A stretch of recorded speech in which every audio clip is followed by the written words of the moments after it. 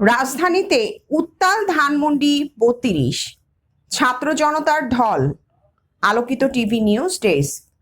রাজধানীতে উত্তাল ধানমন্ডি ৩২, ছাত্র জনতার ঢল নেমেছে। নানা স্লোগান দিচ্ছেন তারা। নিষিদ্ধ ঘোষিত সংগঠন ছাত্রলীগের ভার্চুয়াল অনুষ্ঠানে যুক্ত হয়ে ছাত্র সমাজের উদ্দেশ্যে ভাষণ দেওয়ার কথা রয়েছে গণ অভ্যুত্থানে ক্ষমতাচ্যুত সাবেক প্রধানমন্ত্রী শেখ হাসিনার। এমন পরিস্থিতিতে নানা মহল থেকে প্রতিক্রিয়া শুরু হয়েছিল।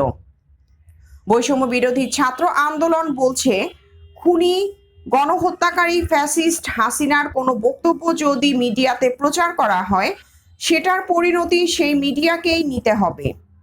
সংগঠনটির আহ্বায়ক হাসনাত আবদুল্লাহ বলেছেন, শেখ হাসিনা ও ছাত্রলীগ প্রসঙ্গ এদেশে আর নেই। শেখ হাসিনা বাংলাদেশের কসাই। তার কোনো ভাষণ যদি এখন কোনো গণমাধ্যমে প্রচারিত হয়, তাহলে সে গণমাধ্যম শেখ হাসিনাকে সহযোগিতা করছে বলে ধরে নিতে হবে।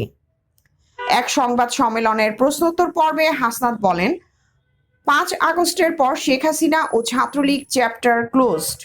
তারা যদি প্রাসঙ্গিক থাকতই, তাহলে 5 আগস্ট পালায়ে যাইতে হতো না। এদিকে দিল্লিতে বসে ছাত্র জনতার উদ্দেশ্যে শেখ হাসিনার ভাষণের প্রতিবাদে রাতে মার্চ টু ধানমন্ডি ৩২ নামে একটি কর্মসূচি পালনের খবর পাওয়া যাচ্ছে। এর অংশ হিসেবে একটি মিছিল রাত 8টায় শাহবাগ থেকে শুরু হয়ে ধানমন্ডি ৩২ অভিমুখে যায়। বৈষম্য বিরোধী ছাত্র আন্দোলনের নেতা হাসনাত আবদুল্লাহ এর সঙ্গে একাত্মতা প্রকাশ করে তার ফেসবুক স্ট্যাটাসে লিখেন, আজ রাতে ফ্যাসিবাদের তীর্থভূমি মুক্ত হবে।